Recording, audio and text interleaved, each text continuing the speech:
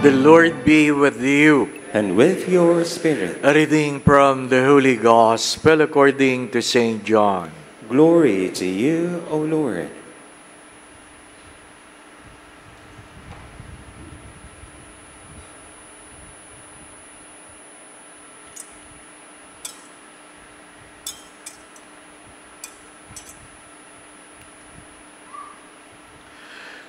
Jesus said to Nicodemus, "No one has gone up to heaven except the one who came down from heaven, the Son of Man. And just as Moses lifted up the serpent in the desert, so must the Son of Man be lifted up, so that everyone who believes in him may have eternal life. For God so loved the world that he gave his only Son, so he who believes in him might not perish, but might have eternal life. For God did not send his Son into the world to condemn the world, but that the world might be saved through him." Brothers and sisters, the Gospel of the Lord. Praise to you, Lord Jesus Christ.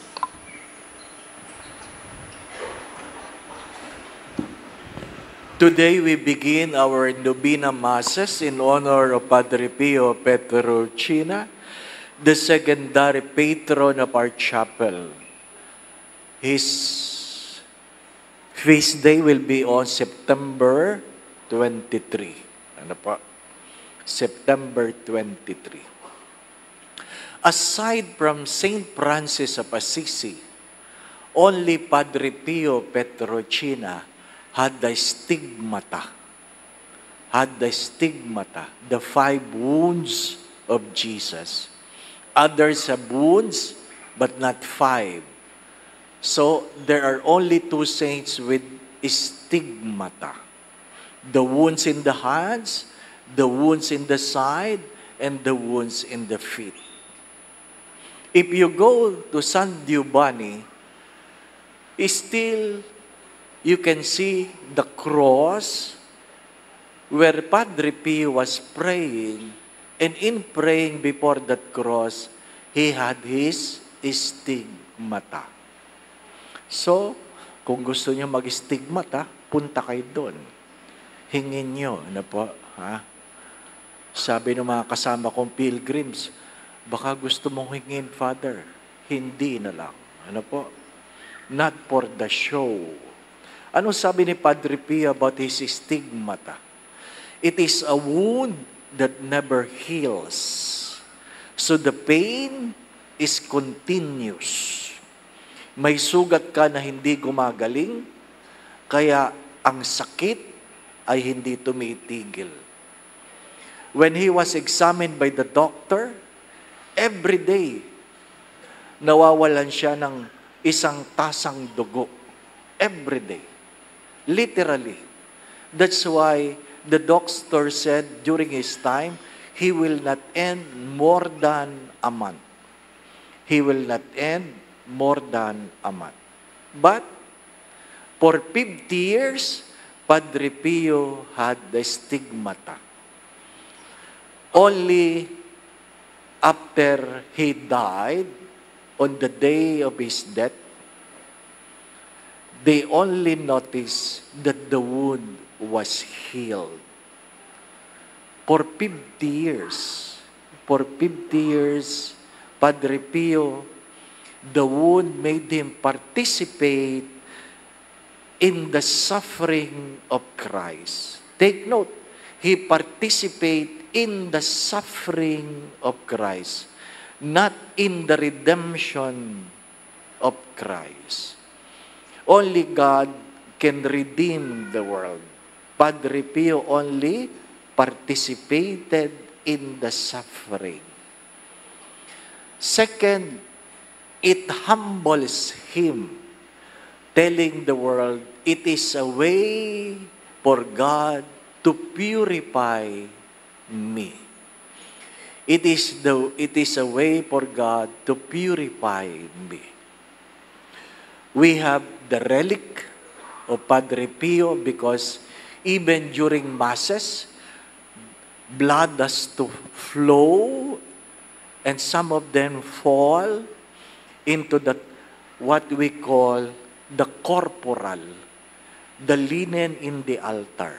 Ano po?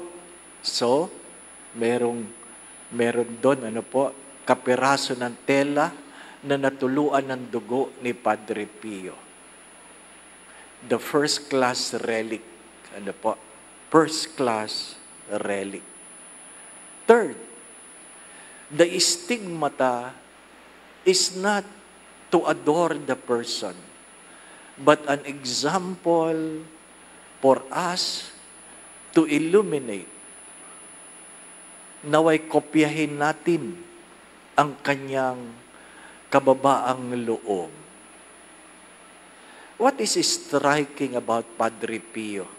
I do not know if you have watched some of the videos. May mga video si Padre Pio na hindi niya alam or ayaw niya. Ayaw niya siya kinukunan ng picture. Ayaw niya siya kinukunan ng video. But perhaps people knew that he will become a saint. So, people are taking pictures of him, videos of him. At makikita mo, napakasungit na santo. Napakasungit. Kaya yung mga masusungit, may pag-asa kayo. Hindi pa tapos ang mundo sa inyo. May pag-asa, masusungit. Pero sabi nila, masungit yan dahil sa nararamdaman. Masungit dahil sa nararamdaman. Di po ba? Pag masama ang pakiramdam mo, talagang masungit ka. Di po ba? Talagang pag mainit ang ulo mo, susungit ka. Di po ba? Tapos maraming makulit. Marahil yun ang kadahilanan. Maraming biyaya meron si Padre Pio. Alam natin yon.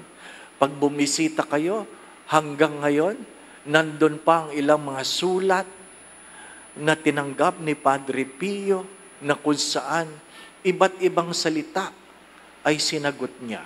Ang tanong ng marami, paano niya naintindihan ang iba't ibang lingwahe? Paano niya naintindihan ang iba't ibang lingwahe? Ang sagot, meron siyang anghel de la guardia na nagtra-translate sa kanya. Padre Pio is one of the saints who boldly speaks of guardian angel. Kaya, kahit yung mga nangungumpisal, hindi pa nakakaluhod. Alam na niya kung anong kasalanan.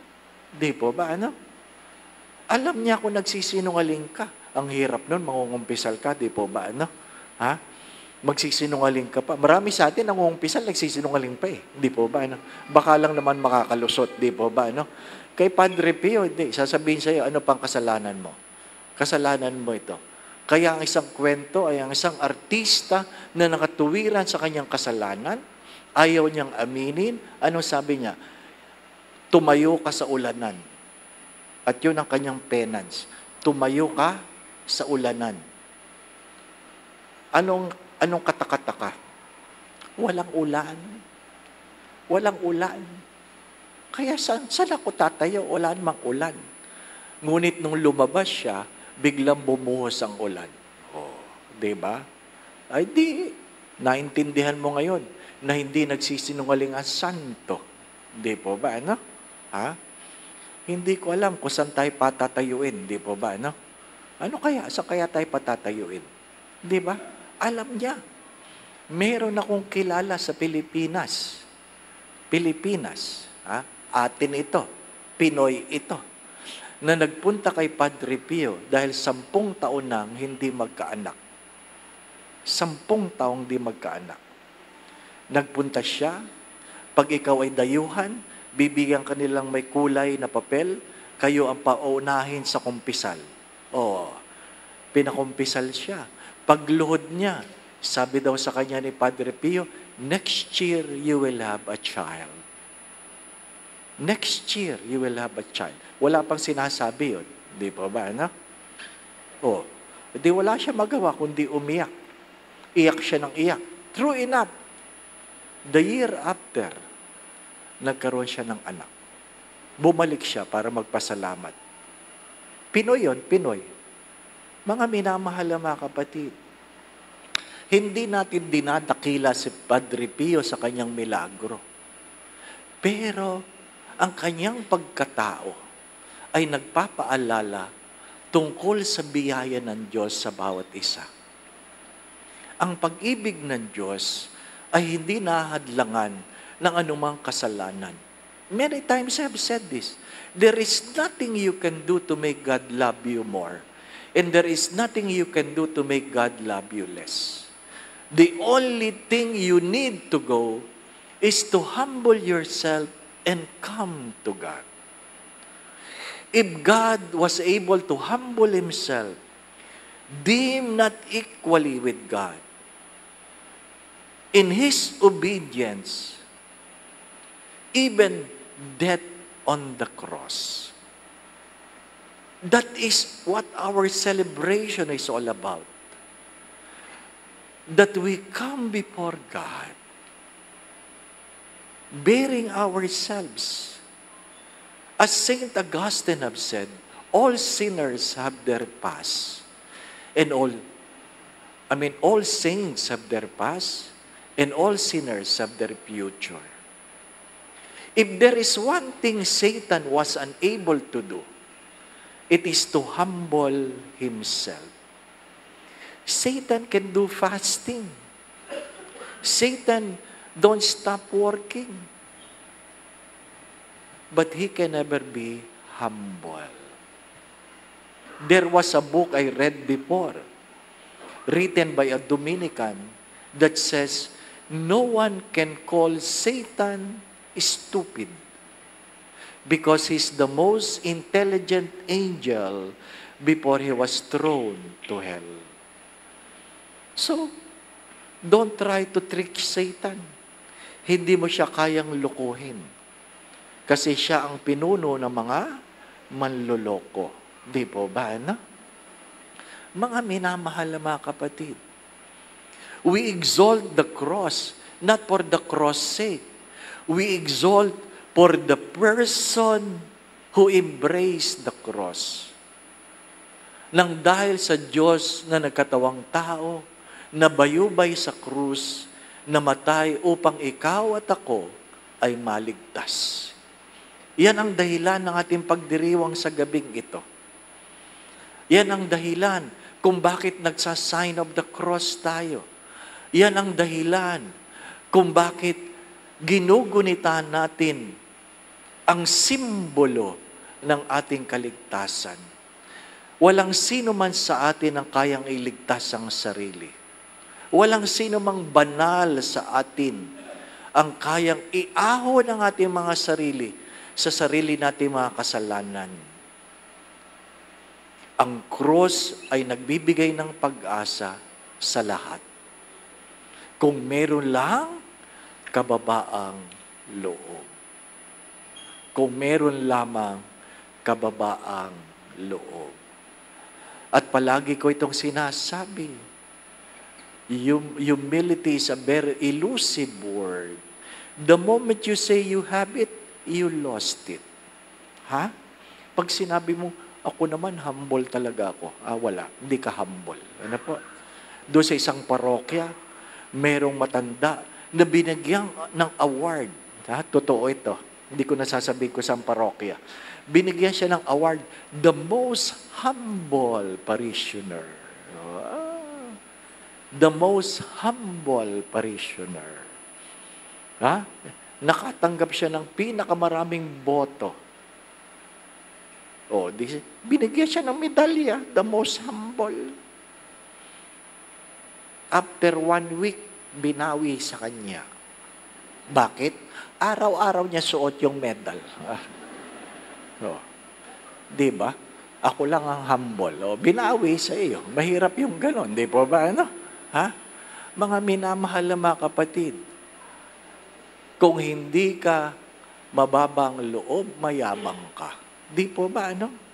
But because knowing that humility is the mother of all virtues, take note, Humility is the mother of all virtues. You can only have other virtues if you are humble enough to carry your cross. Ano sabi? Only those who take up their cross can follow me. Kaya nga, kung ano man ang krus na pinabibitbit sa'yo ng Diyos, bitbitin mo. Sa mga mag-asawa, magtulungan kayong bitbitin ang krus ng bawat isa. Hindi yung ikaw ang krus ng asawa mo. Mahirap yun, di po ba? Nagkaroon lang ng saya sa araw ng kasal.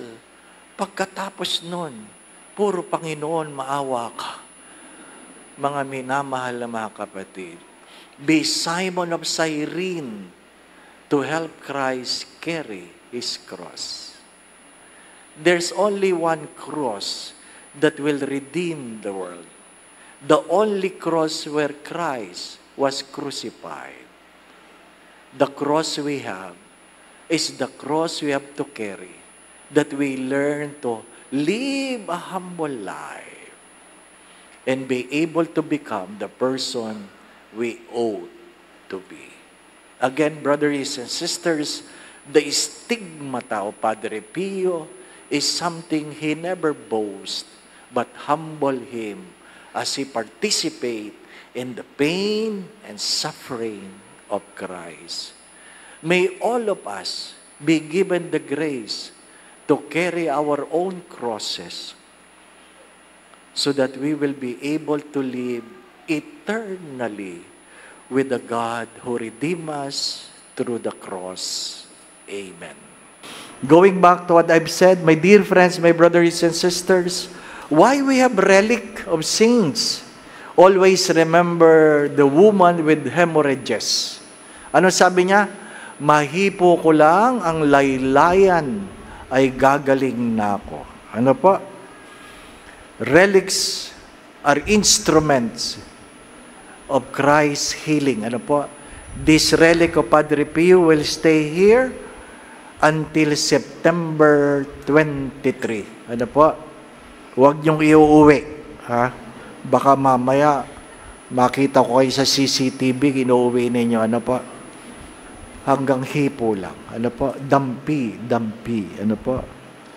Again, my brothers and sisters, only Padre Pio, after Saint Francis of Assisi, has the stigmata of the cross. All of us are invited, and hopefully our own crosses bring us to humility that we may be able to follow Christ towards our own salvation.